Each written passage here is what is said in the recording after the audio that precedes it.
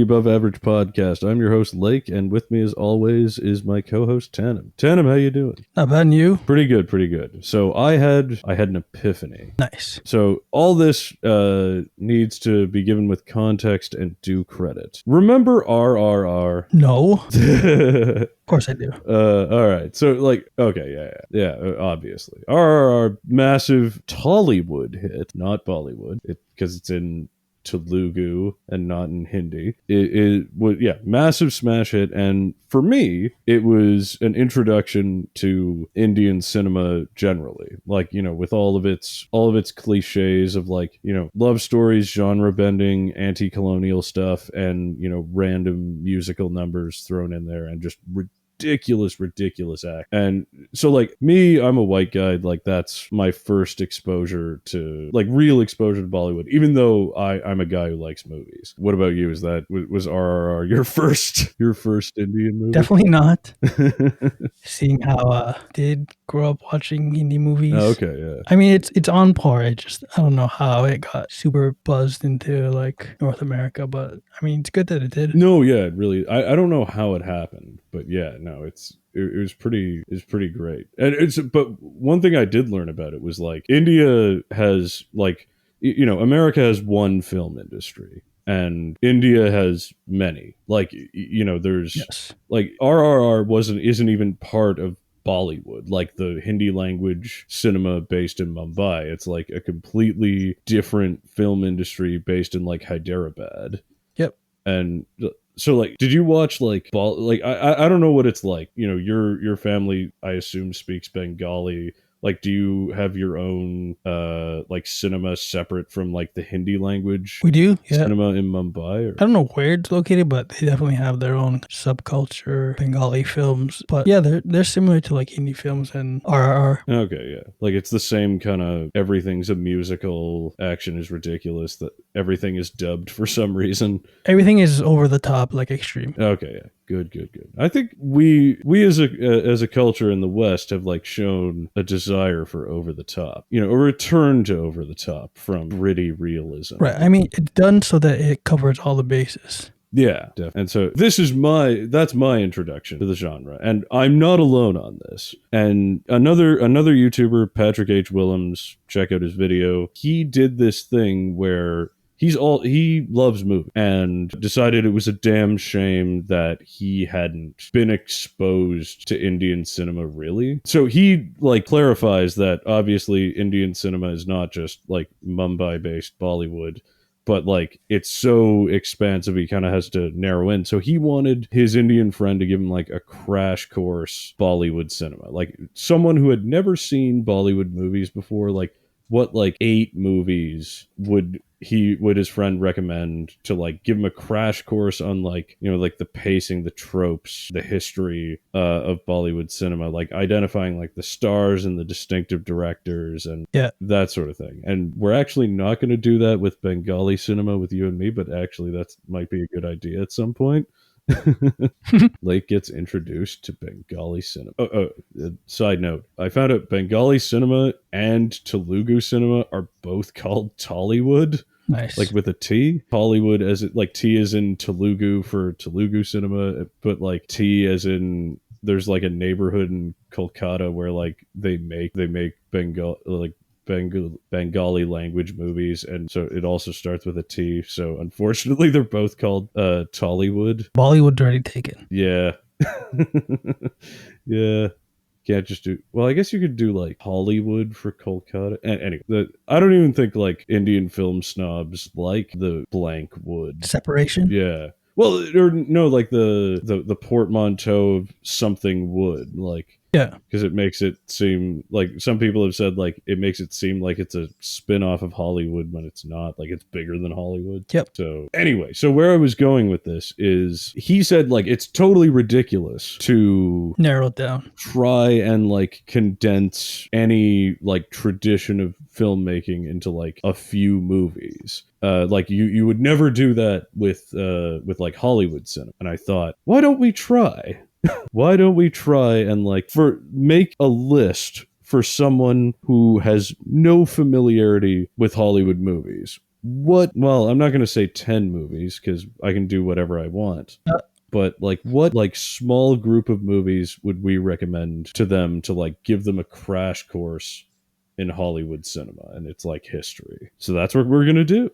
nice. We're going to do like a top something or rather list of movies. And like to start off with, like I really struggled with like how to do this because one method we could do is go through a single genre, just do westerns or comedies or horror from like the very beginning of silent movies through like talkies, colorization, or you could do it like from the perspective of like technological progress and like see how a single genre like evolves over the ages, or you could try and create like cross section of genres and kind of give like one film from each to kind of give someone like a familiarity Yep. with each of them. And you and me, we've decided we're going to do the genre Yeah, one, right? just not to get too in depth. See, that's the problem. Like you kind of like I feel like I want to be in depth. Like every branch of this, like I want to go deeper. But there's a quote from my good friend who do you remember when Neil deGrasse Tyson? He's your dear friend? Yeah, Neil, good friends with Neil deGrasse Tyson. We were wrestling buddies back at Yale. Damn, the age disparity is like large. Yeah, exactly. I'm actually a man in my 50s. Benjamin Button. Yeah, I'm Benjamin Buttoning it. That's why he always beat me at wrestling. Fuck, what was I thinking? Oh yeah, so Neil deGrasse Tyson had like a top 10 books that everyone should read. You know, I was like complaining like, oh fuck this, like he missed this book and he missed this book and he missed this book, and my buddy just said to me, I think the answer to this is you should read more than 10 books. Yeah. Which, yeah, like kills me to this day. So, like, It can be the same thing with this category as like, there's no way you can do like video games either because you have all these different genres. Ooh, dude, you're giving me ideas for later episodes. It's just like, we could do the donkey thing and just be like, okay, all you got to do is play Knack and Knack 2. And Redfall and Gollum. That's all you need. Right, but the idea of what he did was good. It's like, here are these books, but like also figure it out yourself and find out what you like and go into the deep dive into those genres. Yeah. So this is more like a thought experiment than anything, but like I have like the vague hope that like some dude who like needs this list because he's like, I don't know, maybe he's from India and has moved to Canada and is like or the US and just been like, fuck, what are these like boring ass movies with no musicals in them without like reincarnation revenge plots and no Shah Rukh Khan. Right. Like, how do I even get into these? But so all right, let's get into it. Do it. Okay. Do it. So we got to start off like highly controversially with the silent era. So the silent era is cool because the very beginning, like no one really even knows what a movie is supposed to be like. Like, how long is it supposed to be? How's the plot supposed to go? Like things that are obvious now, like close-ups and switchbacks, like where you do things. If you're climbing out of a window, you show a shot from the inside and then you switch to a shot from the outside. Like small shit like that isn't obvious when you're coming from plays, like where you cannot move the camera. And like being able to like move the camera and splice things together, like just adds a whole new layer to it. And that brings me to D.W. Griffith. Now, D.W. Griffith is, so I'm moving towards Birth of a Nation right now. For those who don't know, Birth of a Nation is Ku Klux Klan propaganda film from 1915 that sort of portrayed the end of the Civil War as Northerners trying to empower black people at the expense of white people. And there's a lot of like really horrible shit about like black characters obviously played by white people in blackface, you know, trying to rape white women, and like it portrays the Klan as heroic for like lynching black men who attempt to touch white women and like intimidating black voters away from the polls, suggesting that like black suffrage is dangerous to democracy. So it's like a truly despicable film. Unfortunately, D.W. Griffith is its creator is an inventor of a lot of things we sort of take for granted in later movies, like, you know, with close-ups and switchbacks and that sort of thing. And Birth of a Nation is not the first movie to do that. It's just that D.W. Griffith did do a lot of these innovations in earlier movies, but it all kind of gets brought together in Birth of a Nation as in one film. And part of this list is like, I should have clarified this earlier, is I don't want to create a list of like the best movies from each genre, but I want to create a list of movies that are most representative of the genre. Ooh. Like would give you like an understanding of like the tropes and the pacing and like how Western movies are structured, or Hollywood movies are structured. Like, do you think it's more important to popularize something or invent something? Invent. Fair enough. I think there's a case to be made for popularizing, because like if you created like an obscure like art house film that no one saw, that has like, even if it did something new and cool, like it did like tracking, like invented tracking shots, right, or something like that. Like if there's a movie that comes out later that was like a huge hit and a huge blockbuster and everyone does tracking shots after, then I think the one that does tracking shots is probably more important. Having said that, I'm not going to give it to Birth of a Nation. I'm going to give it to his follow-up movie, Intolerance.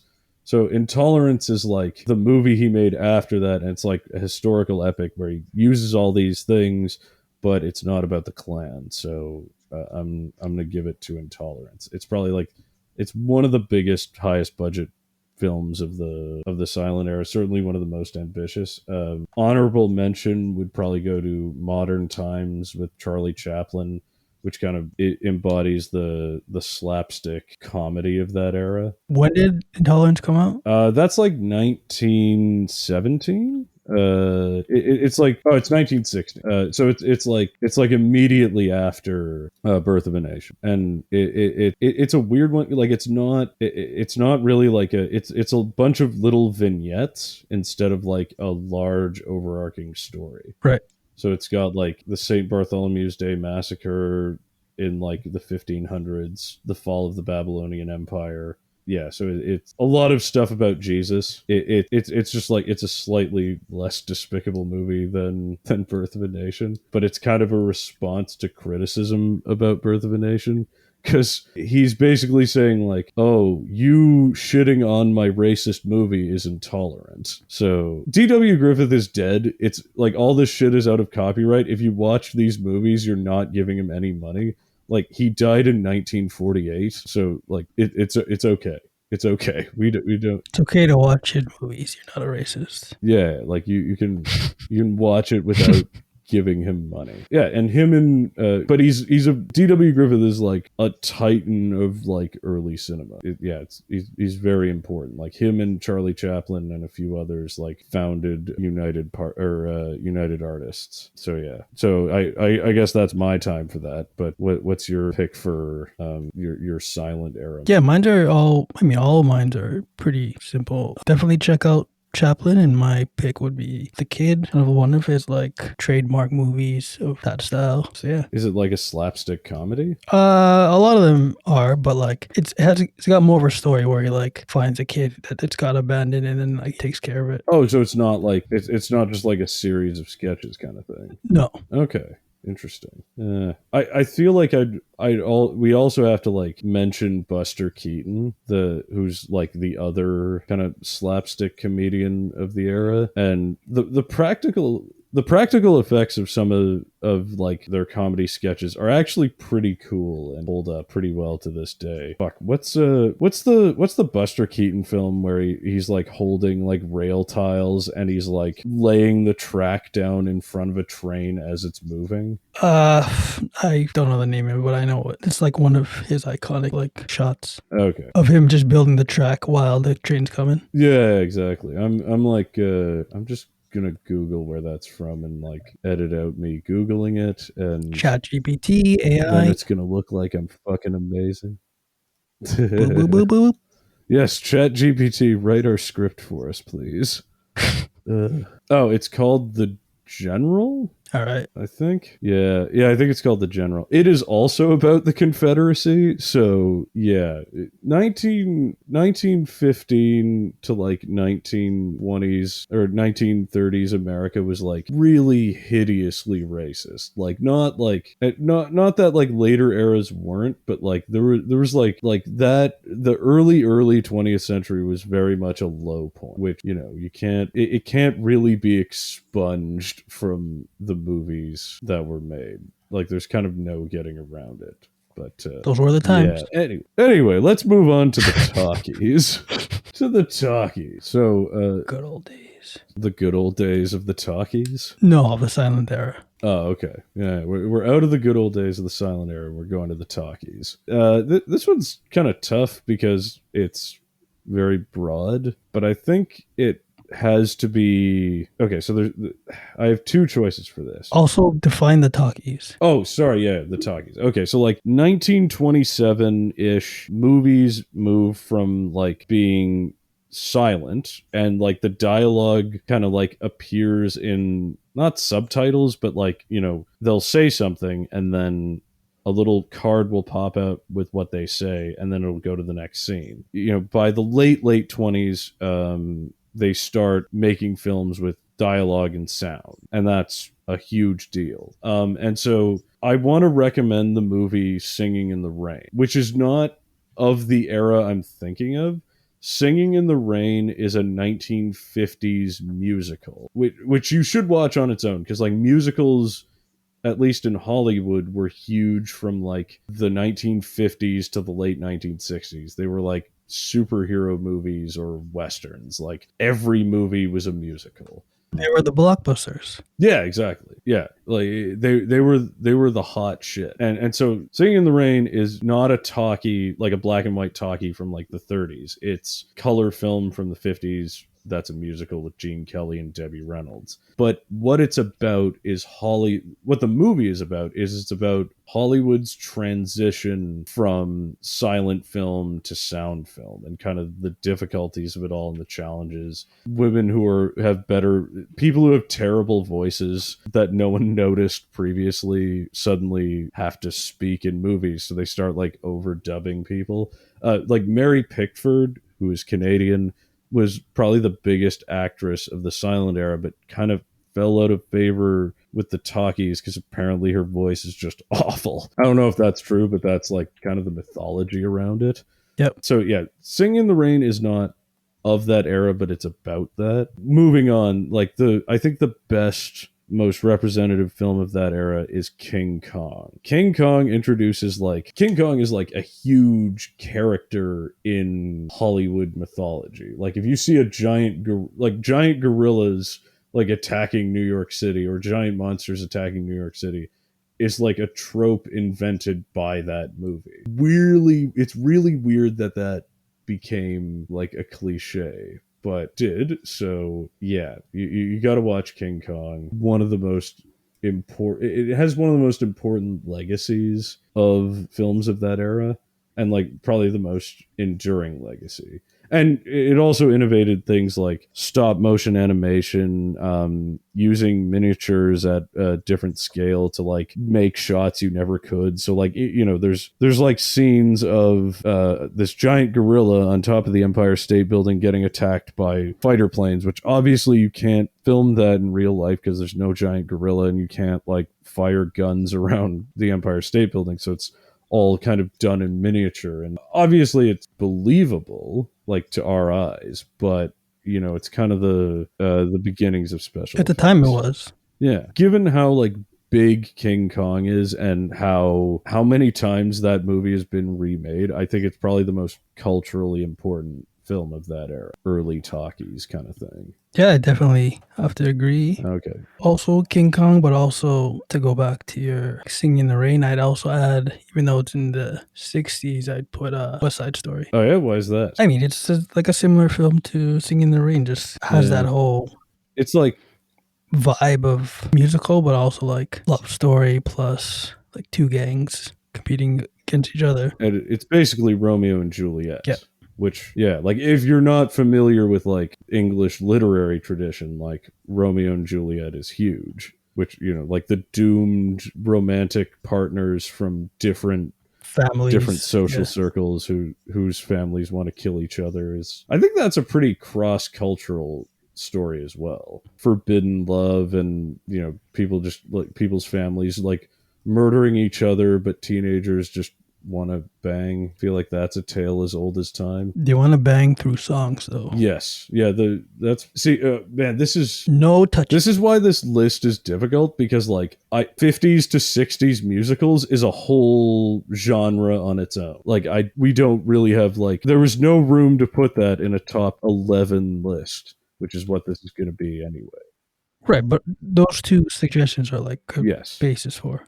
Yeah, so it's going to end up being 22 because, you know, I have 11, you have 11, because fuck you, we're doing top 11. It's all right. But yeah, no, the 50s musical is a whole genre of itself. So like you can really like parse down genres really finely in like in the Hollywood tradition, and like end up with like a million billion recommendations. But also like if you want to see a 50s musical, like I think, or a 50s to 60s musical, I think like The Sound of Music is probably the biggest one of that era and that genre. I think that's an American movie. Is it? Feels like it. Yeah, but everyone's like British in that movie.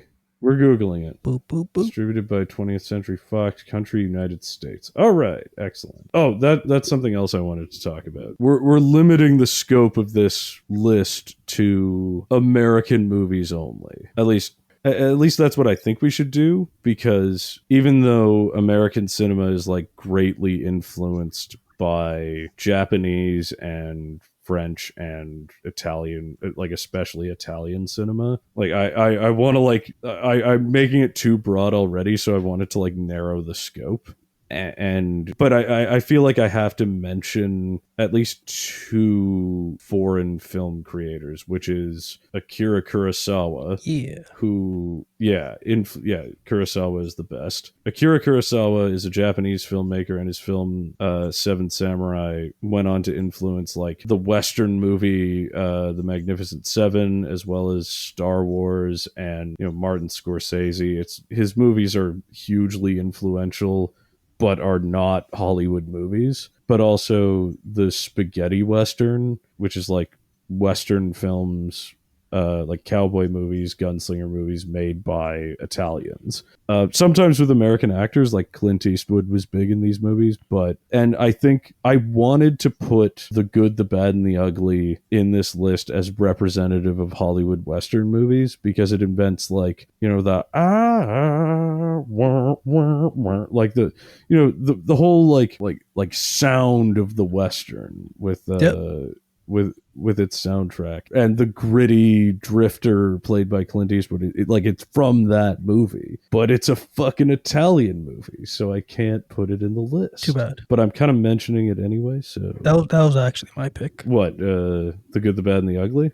Yep. Well, you're fucking forbidden from picking it because it's Italian. I'm going off script. What? No, dude. I had to like read through. I had to read through a list of like Western movies to come up with something that wasn't created by Sergio Leone. No, if you look at their Wikipedia page, like the country is Italy. So no, fucking doesn't count. Also, read the list of everyone, like directed by Sergio Leone, produced by Alberto Grimaldi, cinematography by Tonino Delicoli, edited by Nino Baragli. Baragli? I fucking suck at pronouncing Italian names. And most importantly, main lead Clint Eastwood. Yeah, but that's like the one guy. That's like there's like three like Americans like in the starring role, but they're like dubbed over into Italian. And it's distributed by like some fucking Italian production company I've never heard of called Produzione Europee Association. Yeah, but most people don't know that. Yeah. They just see Clint Eastwood and like, this is a American. But it's not a Hollywood movie. Right. Yeah. Like it's an Italian film that happens to have 3 American actors in it. So like cuz like we have to consider like the country it's produced in, because like if we just do like if it has Random actors from a films. certain country, then we have to exclude a bunch of actors, because like Gone with the Wind, another super racist but very important movie, the main star of it, the woman, what's her name? What's her face? I am a cinema expert. As he Googles it. Vivian Leigh. Oh, also check out what's that movie? Influences Yojimbo from Kurosawa. Oh yeah, which again, not a Hollywood movie. I'm a big fan of Ron, which is his last movie and one of his weird movies in color. He's like someone who transitioned from black and white to making color movies, which like means he does really weird things with color in his movie. Like he doesn't take it for granted. But yeah, I think that's one of his best. Anyway, Vivian Leigh, the star of Gone with the Wind, was born in British India. So she's like British / Indian. But like Gone with the Wind is an American movie. Brindian. So it counts. Oh fuck! I lost track. We got sidetracked there. All right, what genre are we on now? The 50s historical epic.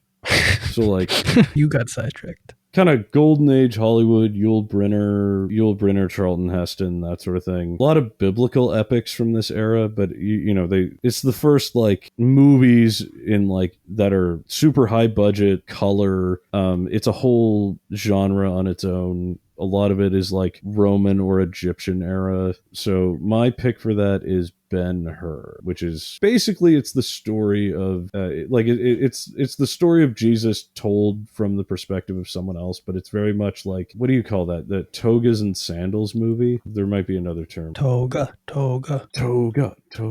Yeah, sorry, sword. It's a sword and sandal film. There's a whole there's like a whole like Roman era, not Roman necessarily, but like there's like a whole glut of historical epics from like the antiquity of the Eastern Mediterranean. So it's like Roman stuff, like Spartacus, the Ten Commandments, Cleopatra, things like that. And so like Ben-Hur is probably, I think, the most representative of that style, that area. That genre of how we kind of see the ancient world, but also, they're generally overtly religious, like the Ten Commandments. So you got to have your Charlton Heston religious. Yeah, that was my pick too.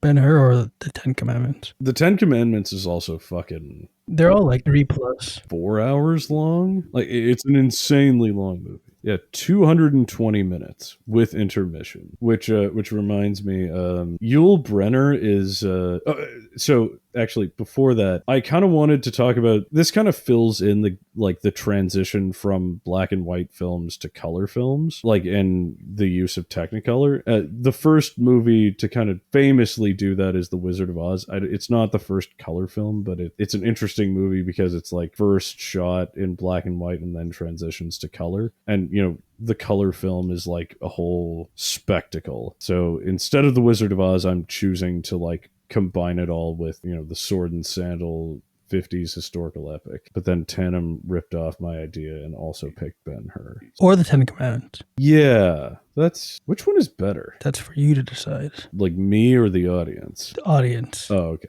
Well, no. Fuck you, audience. No, it's obviously Ben-Hur because the Ten Commandments has like super, super janky special effects, and I think it distracts from it. But also, Yul Brynner is somewhat a character I need to kind of talk about, because randomly an Asian American who has really significant roles in movies, like unfortunately usually as a villain, but is considered like an A-list actor from kind of the golden age of Hollywood. Stars in movies like The Ten Commandments as Ramses, with the villain, but also as the king from The King and I. And I think he's the first Asian American to win an Academy Award for Best Actor. But he's a native Siberian. So he was born in what is part of Russia, but is like Mongolian. He's a Buryat. And so that was just interesting how he, in an era where like there's a lot of yellowface, he somehow managed to like break through and become like a very respected and mainstream actor in that era. And later like became a Swiss citizen to avoid taxes. So it's a funny guy. Yep. Yeah, Yul Brynner. So this is also the era where like John Wayne plays Genghis Khan in the movie The Conqueror, and you know people might say like, "Oh, where are you going to find a Mongolian actor to play?" It's like, of course he had to do yellowface, but no, Yul Brynner was just a fucking mainstream Mongolian actor, like Mongolian American actor in Hollywood at the time. Yeah, very strange. Also, no one cared back then. Yeah, no one really cared about authenticity or representation at all. So exactly. Yeah. Even The King and I, like, which has him in a lead role, is not necessarily the villain. Yeah, I think it's still pretty controversial otherwise. Anywho. New Hollywood. The movies we've been talking about are pretty, there's some obvious, like, terrible racism in them and whatnot, but they're very square. They're kind of like Bollywood movies, just in the sense like, oh, there's no nudity, there's no kissing, there's not a whole lot of very PG grisly violence as well, and censorship kind of doesn't quite go away, but like it is significantly reduced. And suddenly in the 70s you have these like super gritty, super violent, super frank portrayals of like sex and drugs and gang violence in like the late 60s and early 70s, inspired a little bit by spaghetti westerns, and film creators like Martin Scorsese and Francis Ford Coppola kind of coming in and creating these new, grittier, less ride off into the sunset films that aren't this super positive portrayal of society. Yeah, so it kind of sets the tone for the next few decades of filmmaking, kind of provides the break from 1950s schlock. For this one, I had to go with Apocalypse Now because it has Marlon Brando in one of his last good roles. He's like a very significant actor from the era. It's also a Vietnam movie, which that's a whole genre on its own. Whereas like previously, like war movies in America are a lot more propagandistic before that. Like, you know, America's always the good guy. America always wins. The war is glorious and a good thing. Like the movie Sergeant York is about like getting over your pacifism and learning to kill the Nazis, which like as represented by like World War I Germans, it's allegorical. But so movies are a lot more like that. Vietnam is sort of a different era where like basically no Vietnam movie is like rah rah rah, we're the good guys defeating the Viet Cong and they're evil and war is good. They're almost invariably anti-war. Yep. And so it's a whole new era, new way of looking at films. So, and Apocalypse, I could have kind of picked this or Deer Hunter, because Deer Hunter is also kind of like the first Oscar bait movie, where they have like a campaign to like a sustained campaign to win an Oscar and to turn that into part of the marketing of the movie. Apocalypse Now is much more culturally important, if for no other reason than it invented the whole idea of like the American helicopters like swooping in, playing Flight of the Valkyries by Wagner, like da da da da da da da da da da, like that invented that. Like there's a scene in that movie that invented that whole trope, and that becomes like a cliche later on. So yeah, it's and yeah, the Vietnam movie is important. It's also important because Vietnam changes people's idea of what America is and its place in the world, and that's kind of part of the transition away from like more morally simplistic narratives of like the main character is a good guy who does good things and struggles against evil. And so I think it was important to pick Apocalypse Now as opposed to like The Godfather or Taxi Driver. Right. Yeah, I'd also pick Apocalypse Now, but also add in Bonnie and Clyde. Why Bonnie and Clyde? I mean, it's one of those movies that people know the whole basis of like small time robbers, and it's also kind of like a love story that a lot of films are based on. Oh, so is that like the movie where like it's different because you're following the bad guys? Kind of, yeah. Okay. So, okay, interesting. And that's Warren Beatty, right? Yep. Okay. Yeah, that's a good choice. That's kind of like, that feels like it's a little earlier than like what I think of as like, you know, like the gritty, grimy New York Scorsese movies. It's a 67 film. Oh, 1967. Okay. Wow. Okay. It is, the Wikipedia page says it is considered one of the first films of the new Hollywood era. Okay. Take that. Man, fuck you. I think you beat me there. Shit. Okay, so it's like a big.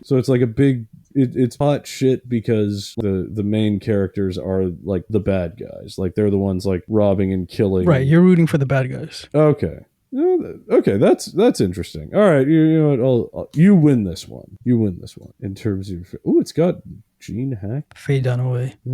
Damn. I feel outdone by this one. Yeah, you're probably okay. Release for. I was just trying to check if it wasn't an American movie so I could win this one, but no, it's American. All right, but so I almost your pick of Bonnie and Clyde kind of transitions me nicely into like what I think is an important genre of Hollywood cinema, which is the gangster film, which everyone loves.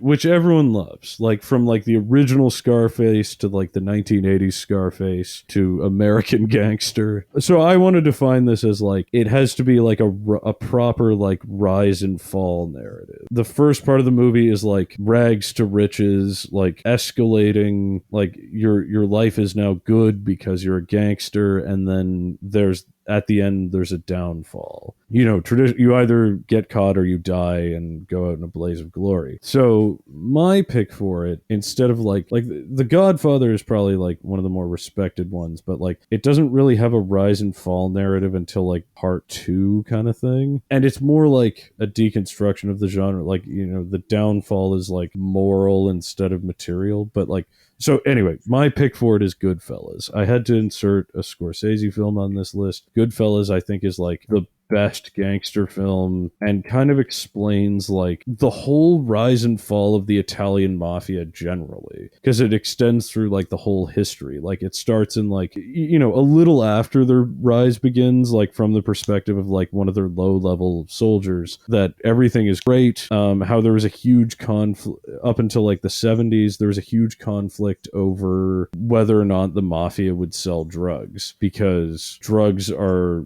the biggest source of income, but they're also like bad for society and are going to make politicians less tolerant towards organized crime generally. So like it explains like the drugs controversy within the mafia, like witness protection, snitching, and like how Rico like kind of brings them all down in the end.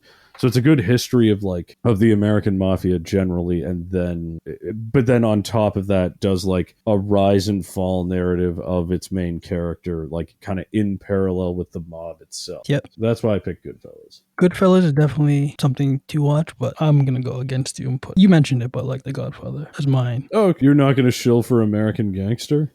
No, because The Godfather influenced American Gangster. Okay, yeah, fair enough. So we can't put American Gangster in because, like, I was saying you can't put American Gangster because, like it gets a lot of its cues from, like, subverting, like, previous gangster films. Right, also, if we're suggesting films of people who haven't watched gangster films, I'd say watch Goodfellas or Godfather first, then the other one, Scarface, yeah. American Gangster. Yeah. Well, my problem with, like, The Godfather is, like, it's not a traditional rise and fall narrative like a gangster movie, because, like, the Corleone family is already on top of the world when the movie starts. That's why you watch both movies. I mean, yeah, like I said, the answer is to watch more than what we suggest. Yep. Like I feel like with The Godfather, you kind of have to, like, know about the gangster movie beforehand. I don't think so. Yeah, fair enough. Also, it never uses the word mafia in the movie. Like they never say we're in the mafia. I guess it's also like everyone's. Is that like everyone's introduction to the Italian mafia? Yeah. Okay. Yeah. Read the book. Read the book. I like the book more. But yeah, Godfather's a good choice. It's a good choice. And that's yeah, Francis Ford Coppola is. Oh wait, yeah. So my previous choice was also Francis Ford Coppola. No, we got two Coppolas in the list. Like the '70s gangster film is like part of the new Hollywood thing. So we're kind of like I'm kind of stretching definitions of genres here. Go with comedies now. Yes. I think this one is the hardest one because comedy Subjective. changed so much. Like it starts with like slapstick with like Buster Keaton and Charlie Chaplin, and then like moves to like slapstick with sound with the Marx Brothers and the Three Stooges, and then you get like road trip comedies and buddy comedies and college comedies and that sort of thing in the 80s. And but I think the most important comedy movie, at least in modern times, is Superbad. I'll tell you why. Because like that movie like launched the career Seth Rogen, Jonah Hill, and Emma Stone. Like Emma Stone, who would not really be a comedy actor for most of her career, but like would like go on to be an Academy Award nominated but not winning movies. Jonah Hill and Seth Rogen would probably the most influential comedy actor. Well, Seth Rogen, more importantly, would be like the most influential comedian. Yep.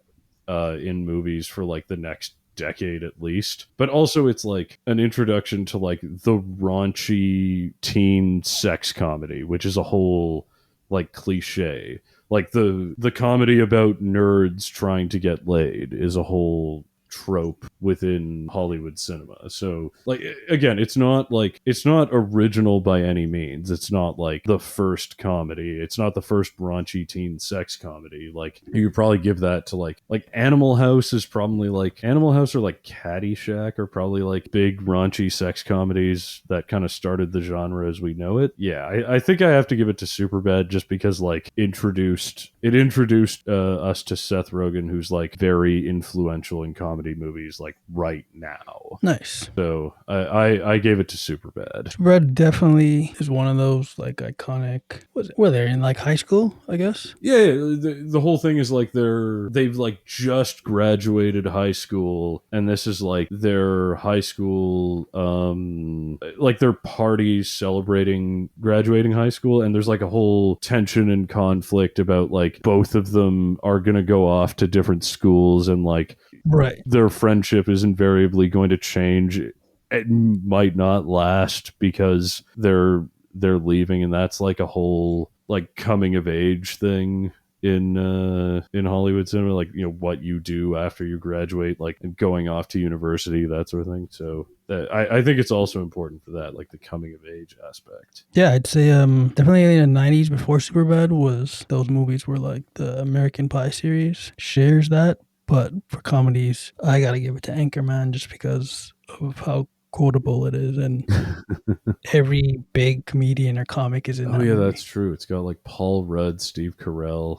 That's important. I was thinking of also like just in terms of like actors it produced, like didn't The Hangover like give us Bradley Cooper? Like was Bradley Cooper in anything before The Hangover? I don't remember, but yeah, I think that introduced him. Yeah. But Anchorman had like Owen Wilson, Ben Stiller, everyone. And most importantly, Will Ferrell. Yeah. Will Ferrell was probably like, he's the most important comedy actor from like the aughts, right? Yeah. That fucking Talladega Nights. What's that? Yeah, what's that other guy who's in that in Talladega Nights who was like John C. Reilly. Yeah, he's in that too. He's in Anchorman? Anchorman. Shit, who's he in Anchorman? They all have like different news gangs. So like yeah. Oh, okay. I don't remember him being in that. But like John C. Reilly is like very important to comedy as well. He's weirdly been in like the most Oscar nominated movies or something ridiculous like that. Just because like he's like a background character in a couple movies. Like he's in Chicago for some reason, which won like 9 Oscars. Yeah. So he's kind of carried by that. But he's a weirdly important character to like movies from the 2000s. The problem with comedy is like like comedy more than anything, I feel like changed over the course of a century of cinema. Like I think it's probably the most different, like between decades and over time. So like who's big now is not like who was big in comedy then, and yeah, no, this one feels like a very weird one to like narrow down to like a single movie, because like I want to include like the road trip comedy. Like the road trip comedy is a whole genre on its own, where like, you know, it kind of starts with like National Lampoon's Vacation, and then you also have Planes, Trains, and Automobiles with John Candy, and Bunch of other movies. is there one with like Zach Galifianakis and Robert Downey Jr. just called Road Trip, or like what's that one? Due Date. What's it called? Due Date? No idea. Okay. Yeah, like the road trip comedy is like its own genre of comedies, but like this one's also hard to do because there's so many good movies that are like satires of other genres of movies, and you kind of have to understand those genres of movies to like appreciate the satire. 70s disaster films like Towering Inferno is like a whole, like again, another genre that was for some reason huge in the 1970s. Like, you know, it's about some kind of natural disaster or man-made disaster. Like Airplane, which is I think is one of the funniest movies of all time, is like a parody of that. But you can't really like understand Airplane without first watching like Towering Inferno and, you know, other 70s disasters movies, understanding that, and then you can understand comedy of the other one. Like, because you wouldn't get like you wouldn't like if you watched Austin Powers without watching James Bond, you wouldn't get much out of it, because you wouldn't understand that this is a parody of like a genre of movies that takes itself very seriously. So, or kind of seriously. But yeah, that comedy's hard. This one's hard. I mean, you don't have to know the James Bond. You might see it after, but yeah, it definitely makes more sense to you can get a lot more of those jokes from Austin Powers once you know the James Bond series. Like, and I feel like comedy is very culturally subjective. Yep. Yeah. So that one's hard. Yeah, let's just leave that behind us. All right, let's do horror. On to horror films. You go first on horror. Like, what do you think is like the best representation of Western horror? I'm gonna go back to either Carrie or The Exorcist, just because it's what a lot of films are kind of based on the template of, just like either gore or like epic scenes that like people know of and are familiar with. So yeah, like with the rotating head, vomiting pea soup everywhere, right? Or like what's it called, the splash of like pig's blood. Oh yeah, no one remembers what happens after, where she like burns everyone to death. Yep.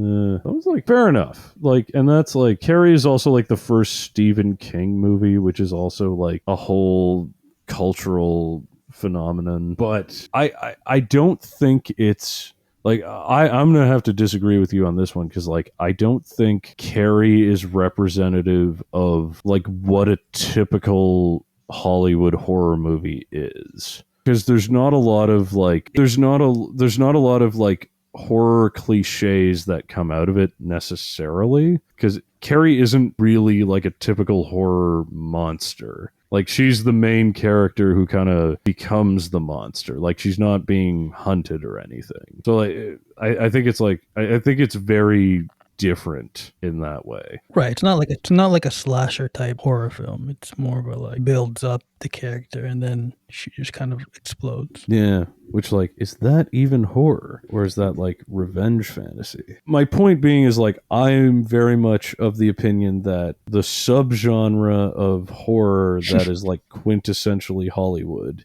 is the slasher movie. College kids go to a cabin in the woods and get hunted by either a masked maniac wielding a knife or some kind of supernatural bullshit. So I've been thinking about it. Possibly the most cliched one is like, with the most cliches, is Friday the 13th. Yep. Like, with, you know, Jason Voorhees with the hockey mask, but then like Friday the 13th is kind of like a ripoff of Halloween, which, you know, is like, I guess, the original slasher movie. or maybe that's Psycho. Anyway, but I think like good quality cabin in the woods horror that gives you like a good kind of base of what horror is like, but also is a good movie is The Evil Dead, which is we discussed this before. It's 1981, so it's a year after Friday the 13th, but it's a better movie, and it's also like I think it because it's more supernatural gives you like a broader idea of Hollywood horror than like just Friday the 13th, which isn't really supernatural at all. At least I don't think it is. I don't remember it being supernatural. It's kind of just a guy who kills you with a machete. But Yeah. yeah, I think The Evil Dead is the most representative of that. But like, yeah, no, the slasher movie. The slasher movie is like the American horror movie format. Like with the don't go in there, don't go in there. Like people making dumb decisions, going to a cabin in the woods alone, the virgin dies last. It's a good introduction to all the tropes and jump scares of it. You know, horror is also like a super creative genre. So like you can get like very different movies out. Like The Exorcist like doesn't have anyone running through rooms. It's a movie that takes place like in one room, and it's like a lot more about like a crisis of faith than Yeah, it's more of like a psychological horror than like a yeah. slasher. Yeah, no, I still think you need to be hunted down D- for it to be like a proper American horror movie. And then like Blair Witch invents the whole found footage thing. Yep. So yeah, there's a lot of there's a horror. Yeah, like I said, horror is a very expansive genre in the way like others aren't, and there's a lot of subgenres to it. It's got to be the slasher, Sci-fi. science fiction. I guess because since I'm a huge Star Wars fan, I'm gonna go Star Wars because it definitely influenced a lot of subgenres and characters, and like it opened it to worlds and different species and galaxies. Is now not just like your typical human versus human type movie. Oh yeah, that's true. And also, it's like a Kurosawa inspired film, and plus, like it's immensely quotable. Like, Which actually, Luke, I am your father. Like that's probably like the most like I think that's the most important moment in sci-fi cinema in the and he West. actually doesn't say that, but yeah. Oh right, he just says I am your father. Like it doesn't say Luke, I am Yep. your father. Yeah, I knew that. I'm a proper Star Wars. What's your Yeah. pick? Star Trek also invents a lot of the tropes around space travel, and but not as much about robots. But like, you know, the whole idea of like warp speed, boldly going where no man has gone before. But Star Trek's more of a TV show than a movie. Like it was the TV show that was Popular. Yep. innovative, and then the movie kind of comes off that, and people don't really like the movies as much Do they? because they go back in time and shit. But yeah, anyway, I think if you're gonna pick Star Wars, then I'm gonna be the pretentious patrician and pick Blade Runner. Nice. Not because like I think you're probably right in that Star Wars is more important to like the aesthetics of later science fiction movies and like science fiction adventure, but Blade Runner fundamentally changed how we thought about the future. Before Blade Runner, our thoughts of the future are like Flash Gordon. Like everything's like super clean, super sanitary, sterilized, utopian Jetsons with their flying cars and robot maids. And even like things that aren't utopian are still like very like atomic age 50s. Like you ever read Foundation like with Asimov? No, but I know about it. So yeah, like Foundation is like one of the most important science fiction novels, but it's very atomic age, like 1950s atomic age. It's very like, oh, what will the housewives do without their atomic powered knives? Like it's very quaint in a way. Whereas like Blade Runner invents this like grimy, gritty 80s-y future where all the music is with synths, everything's vaguely Japanesey, and there's like huge moral struggles about like the ethics of robotics and what it means to be human. It cements what like gritty futurism looks like. Like every cyberpunk movie, every vaguely Japanese futuristic movie, like that's kind of based on the anxiety of the Japanese taking over, like that starts with Blade Runner. So even if it's not quotable in the same way, the look of it is probably the most influential. I did want to mention Mad Max in it. Like in the same way, like Mad Max, in the same way Blade Runner changed how we thought about the future, Mad Max changed how, like, invented how we imagine the apocalypse. Like the whole, like, cliche of, like, raider tribes with spiky hair and leather jackets, like, with armor made of sports gear and, like, sewn together trucks and shit. Yep. Like, that is invented by Mad Max. Like, all post-apocalyptic movies made after the 1980s are just ripping off Road Warrior, like Mad Max 2. However, Mad Max is an Australian movie, not an American movie, so cannot be included in this list. So I got to give it to Blade Runner instead. So yeah, Blade Runner has got to be that. But I also want to mention, I think Spielberg sci-fi or Spielberg adventure films are like a genre on their own, or Spielberg like. Yep. So like movies like Jurassic Park and Back to the Future And Indiana Jones. and Indiana Jones is less sci-fi, but it's like, but yes, it's like that's a Spielberg adventure film. Yeah. And that's like a whole important subgenre. But like I think I got to give Back to the Future Nod. my Spielberg adventure film seal of approval. Even though, like, no, like I said, we can keep cutting it down into different genres, but The basic gist of it. Yeah. yeah, exactly. Also, Back to the Future isn't Spielberg; it's Robert Zemeckis, but it's like it's the same feel. There's a feeling to like Spielberg adventure film, and so like even though I can't quite describe it. It's a separate genre of like blockbuster sci-fi, like family friendly sci-fi comedies. That's a whole thing from like the 1980s to the 1990s. Even though like it's not a family friendly movie because it's about fucking your mom, but like going back in time to fuck your mom, that's not okay. But we'll Not okay, kids. we'll pretend it is.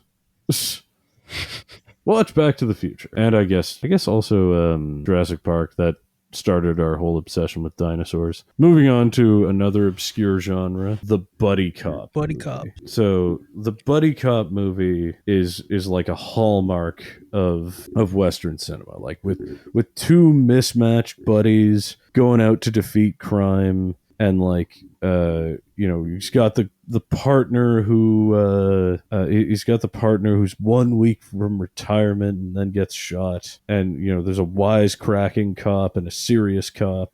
So I gotta give that one to Lethal Weapon. Lethal Weapon invented its 1 week from retirement, so they're the original buddy cop movies. They get the buddy cop movie seal of approval. Yeah, I mean, it definitely started it. That influenced, what was it, Rush Hour? Yes, exactly. Also good buddy cop. I think it's not really a buddy cop, but I think what influenced Lethal Weapon, which was my pick, was Beverly Hills Cop. Yeah, and that's like, So I'd put that in that category, even though it's not two people, but the main character definitely has like a buddy also. Like, it feels like a buddy cop movie, even though it technically isn't. Yep. Yeah. Like, I've never seen Beverly Hills Cop. Like, does he have a partner? They assign him one because he's like very rogue. Oh, okay. That counts as a buddy cop movie. Right, but at first it's like he's just solo, like rogue cop who like does what he wants but gets shit done. Oh no, but that's the buddy cop genre. Like, it's like, oh, you're too much of a fucking loose cannon. We're giving you this partner to like slow you down. Right. Yeah, that counts. That counts. All right. Yeah. We'll go with Beverly Hills Cop. That's also good because it's like Beverly Hills Cop is like it falls into that genre of SNL films, like. With Eddie Murphy is like carrying the SNL cast single-handedly, and this is like there's a whole genre of like action comedy and comedy films starring the cast of Saturday Night Live, and like with Tommy Boy and Wayne's World, pretty sure Happy Gilmore. Yeah. So like that fills that in. That fills that in nicely. That reminds me, I did not add the sports movie to this. Like, and sports, like underdog sports movies are like a huge are a huge part of Hollywood cinema. Like Rocky and Bad News Bears and Remember the Titans? yeah, Remember the Titans. Yeah, yeah, that's a good one. That's yeah. I feel like Goon. I think like probably the most like the prototypical one is probably Bad News Bears because it's like the misfits who like get like a ringer to help them win a championship and save the fucking community center or whatever they do. So I think like that's probably like the big team sports movie, even if like Rocky's like the individual sports movie. So I think Bad News Bears would have to be like if you wanted to understand like how a sports comedy works. Oh, or the Mighty Ducks. The Mighty Ducks is also Really good. yeah. It has a whole hockey team named after them. I also add it's not really like a sports team movie like from rags to riches, but like Field of Dreams was really good. Oh yeah. If we're talking about like greatest baseball movie, because like baseball, even though it's boring as shit, is like That the most cinematic sport. But like I think the greatest baseball movie has to be The Natural, starring Robert Redford. Like it has like the climactic like it's up there. swing at the end. Yeah, that's. But it's like it's not representative of like sports movie cliches Right. necessarily. Yeah, like it's a little grittier. But yeah, Bad News Bears. Bad News Bears is like it's like the like underdog sports comedy. I think. That- Wait, holy shit. Oh, sorry. I was like, Bad News Bears came out in 2005. It's like, oh no. no, never mind. There's a 2005 remake. The original one is like 1976. Genre I have is like blockbuster action, and I think this was important to combine with the spy thriller genre. Like, you know, the wisecracking spy who like the James Bond thing, like, you know, with the evil villain with some scheme to take over the world, the girl who's like the bad guy who eventually becomes his girlfriend, like the betrayal. And I think like best of those movies for like, you know, understanding like the spectacle and the like the shootouts and like the last minute save the world type of movie is Goldeneye. Nice. Sort of British, but it was co-produced with an American company. I'm counting it as Hollywood. So Goldeneye is like the first. Goldeneye is importantly the first James Bond movie not based on a James Bond book. It's like a wholly original, not based on the scripts by Ian Fleming. Goldfinger from like 1964 will probably give you a better idea of like Cold War era stuff. But I like Goldeneye better. What can I say?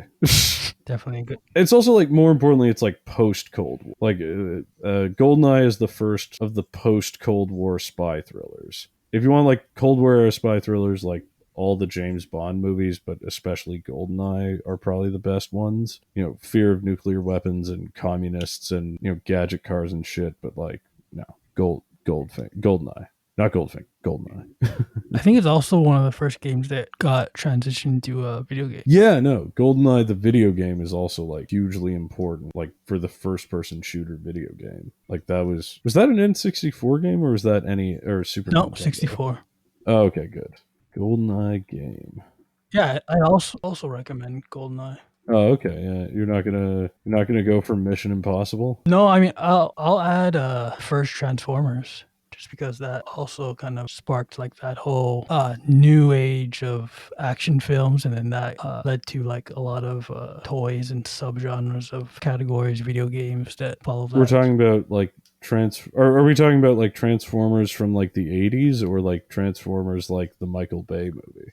The first Michael Bay. Oh, movie, okay, yeah. Which is a remake of the show. Oh, did you know that Orson Welles' last movie was like as like one of the like he was a voice actor from one of the Decepticons in one of the Transformers films? Nice. Yeah. That's a damn shame. I also didn't get to mention, like, so limiting is this list, I didn't get to mention Orson Welles and what the fuck is that movie? Citizen Kane, which like was like a hugely innovative movie and is widely considered one of the best movies of all time. Yeah, it didn't even get to mention Citizen Kane in this one. That's not a blockbuster action movie. It just Orson Welles reminded me of that. I mean, there's definitely a lot of movies we're leaving Yeah. out, but yeah. Yeah. And like like I think Goldeneye was the right decision, but like I also feel like you need a Tom Cruise action movie in there. Like Mission Impossible, like I found like the first one's impossible to follow, but it has the like it has that it has the song, it has like him ziplining down it you know it's a whole genre defining spy thriller on its own. Mission Impossible is another one.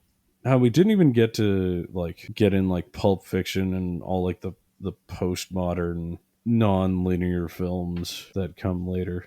But we'll round it out with the Western. What's your pick for Western? I'm gonna go with, maybe because I just saw it recently again, but No Country for Old Men. So that's yeah, I saw that recently too. That's like, yeah, that's very much like not a typical Western though. Like in the sense that like, No, you know, it's about the West, but it's not like it's got none of like the Magnificent Seven, like a bunch of mismatched gunslingers are like here to protect a Mexican village from a roving gang of bandits kind of thing. High Noon. Like Yeah. it's definitely not a heroic Western. Like it's a great film, but it's not a heroic Western, I would say. My pick for it would have to be like High Noon, just because mostly because I can't pick fucking The Good, the Bad, and the Ugly. But I can Yep. pick High Noon because that's American.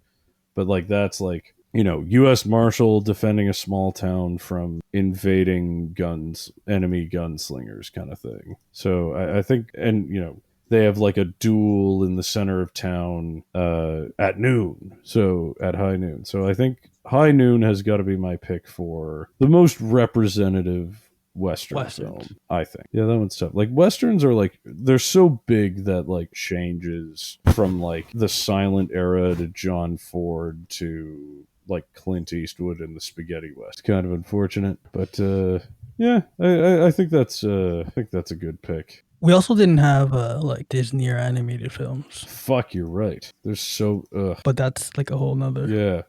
Oh my god, yeah. Let's go over what we bunch of missed. We films. missed Disney and animated films. We missed 70s disaster films. We missed like kind of generic action cop films like Speed or That could be under like yeah, I Blockbuster. guess. Like but like Speed or like Die Hard. Yep. Fuck, we missed the war movie as a whole genre. And there you'd have to put like Saving Private Ryan just cuz like the D-Day scene is like so iconic, but oh, but also you'd have to do what the fuck is it called?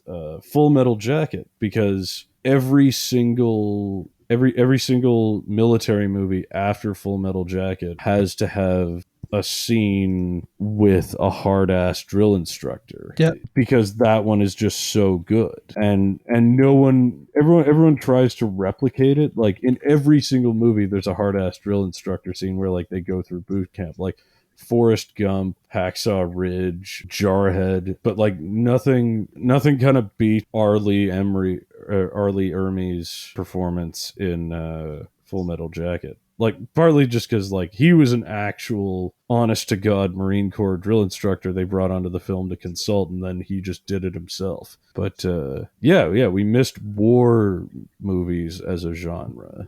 That's fuck. I'm sure others. As Yeah, well. no, definitely. Like we already mentioned, like we missed a million comedies, but yeah. Okay, so like I think the conclusion of all this is like a failed project, and you can't actually just like create like a list of like a few movies to represent all of Hollywood cinema. Like especially because You can just well this also watch them and then watch other ones. no, I know, but like it's like you can't create something that's fully representative. No, Like, there's no like foolproof list. no, exactly. And like it's not fully representative. There's too many subgenres. Like we didn't even really get into like monster movies. Like it's just like I said, the lesson is watch more than 10 movies. But Right. I mean, the same thing could be for like, can't do lists of like books or like video games. It's just like no, open ended. Knack and Knack 2 and that's it.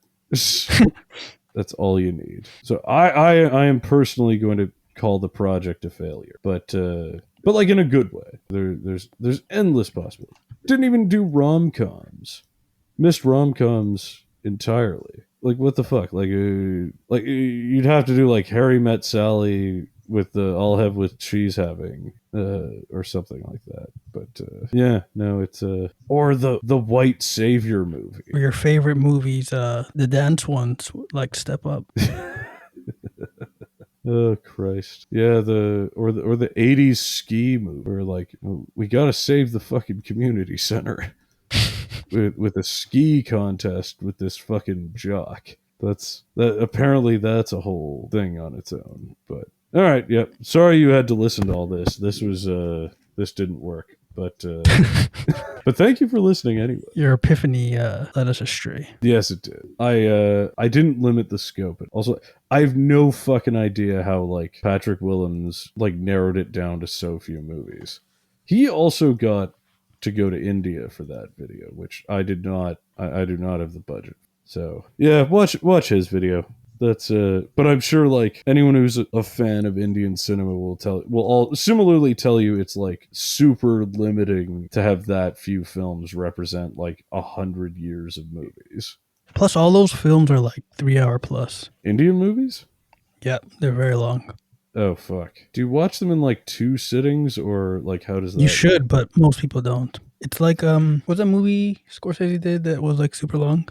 Oh, that we saw in theaters? The Irishman. Oh, yeah. Like, all their movies are The Irishman long. Fuck. How does anyone like... Do they have intermissions? Some of them do, but most of the recent ones, they don't. Fuck. Intermissions... Getting rid of intermissions was a mistake. Like, that was a fine invention of film. You had to do it back in the day so they can change the film. Oh, yeah. Right, so you can go to the next reel. Yep. Shit. Fucking digital has, like, ruined us. Oh, well. All right, so we'll call that a wrap, even though, like, that didn't quite work. But, that's a wrap. Yeah, that's a wrap. All right. Yeah. You want to do the outro? No outro. Y'all know where to find us. Hell yeah. Free flow. All